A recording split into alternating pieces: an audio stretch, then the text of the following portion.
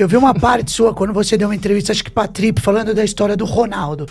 Que você queria estar naquele momento pra poder cuidar. Como seria 98 na final com a Carla naquele grupo?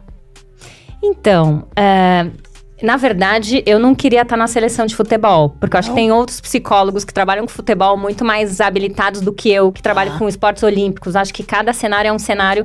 E esse ambiente cultural de cada esporte, ele é muito importante pra gente conseguir trabalhar no esporte. Perfeito. Né? Então, eu consigo trabalhar no tênis, eu consigo trabalhar na natação, porque eu tô nesse ambiente há anos. Né? Então, eu acho que os psicólogos que estão no futebol há anos seriam melhores do que eu. Mas, quando a gente tem um trabalho de psicologia por trás, a gente tem um trabalho de prevenção, a gente tem o trabalho de emergência, né? Então, quando eu tô presente numa Olimpíada, por exemplo, eu tô lá. Mas eu acompanhei durante 4 anos o atleta que tá lá. Mas eu também tô lá para alguns casos de emergência que aconteceram com atletas que, inclusive, não são atletas que eu acompanhei. Né? E foi o que aconteceu, né? Em Tóquio, a gente tinha 4 profissionais de preparação mental para cuidar de todo mundo que estava ali, todos os atletas, inclusive os treinadores, o que acontecesse, né? Então, o nosso trabalho, ele é um trabalho que nem o preparador físico. A gente tem que ter uma periodização, né? Ele tem que vir de muito tempo.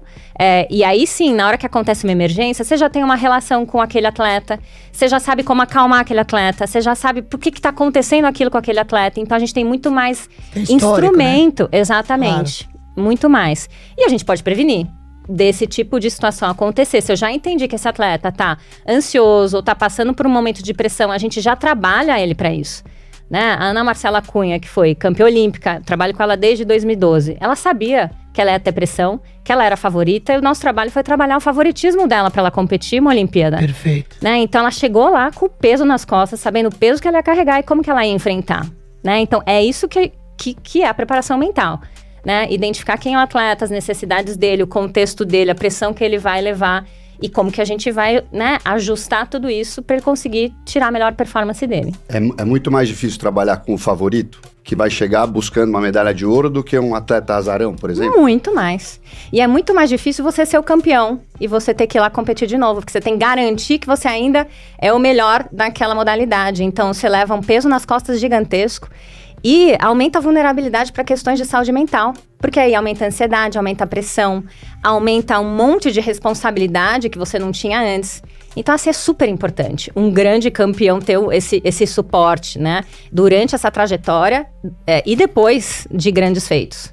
Essa pressão o atleta que se coloca, é a imprensa que coloca, é a torcida que coloca? É a somatória de tudo isso. Mas vou te dizer que a pressão interna do próprio atleta é uma das mais difíceis, principalmente quando eles são perfeccionistas, quando eles têm um perfil mais rígido e de autocrítica. Esses são os que mais sofrem. E aí tudo que vem de fora vira uma sobrecarga. E vem, né? Dependendo da modalidade, por exemplo, o futebol. Os meninos estão... o tempo inteiro tem um comentário, uma mídia, um massacre daqui, um massacre de lá. Então, assim, é duro. E muitas vezes o meu papel é assim, vamos diminuir acesso a esse... Exatamente, porque é muito estresse. Vamos montar uma bolha aqui, vamos diminuir acesso à rede, vamos sair da rede social, né? O Bruno Fratos, antes de competir a prova dele, saiu de todas as redes sociais, inclusive do WhatsApp.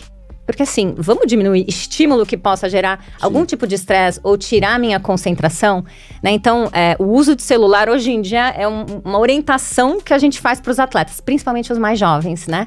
Porque os mais jovens, assim, eles não vivem sem o celular. Mas mesmo para os atletas que são super... que são super experientes, a gente sempre identifica como que tá o uso do celular e a relação com as mídias sociais para entender, tô conseguindo tirar o positivo daqui ou tá me estressando e como que eu vou fazer ajustes com isso para não prejudicar minha performance. E é impressionante, como se vacila um pouco, você acaba consumindo muito mais coisa que te joga para baixo do que para cima, né? Você segue pessoas que você não gosta, sei lá... Total. E eles estão muito sujeitos aos comentários, Sim. né? Então, assim, você posta uma foto, né? Um monte de comentário. E o que os atletas têm feito? É outra pessoa que cuida da mídia social. Sim. Né? Então, é o melhor, né? É outra pessoa que cuida. Não precisa ter acesso.